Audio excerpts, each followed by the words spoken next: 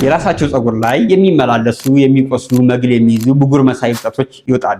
ከዛም ሲድኑ ደግሞ ጠባሳ ሆነው መላጣነት እያመጡ ያስቸግሯቸዋል። ይሄ ካለቦት ፎሊኩላይቲስ ቲካልቫንስ አለቦት ማለት ነው። ዶክተር አደራጀው ብርሃኑ እባላለሁ። የቆዳና አባላዘር ስፔሻሊስት ነኝ። የምሰራው በዶክተር ፍስሐ ልዩ ቆዳ ክሊኒክ። ፎሊኩላይቲስ ቲካልቫንስ ኢንፌክሽን አይደለም። ይልቁንስ የራሳችን በሽታ መከላከል ሴሎች ተመጣጣኝ ባልሆነና በተጋነነ መልኩ የፀጉር ማብቀያ ቋቶችን ወይም ደግሞ ሄር ፎሊክሎችን ሲያጠቁ የሚፈጠር ቁጣ ወይም ደግሞ ብግነት ነው። ይህ ቁጣ የፀጉር መብቀያዎችን ያወድምና ምንም ፀጉር እንዳይበቅል ያደርግና የፀጉረ ራስ በራነት ወይም ደግሞ መላጣነት ያስከትላል ማለት ነው። የዚህ ምልክቶቹ አንደኛ ብጉር የሚመስሉ ቀያይ እብጠቶች ሊሆን ይችላል። ሁለተኛ ነገር ደግሞ መግል የያዙ እብጠቶች ሊሆን ይችላሉ።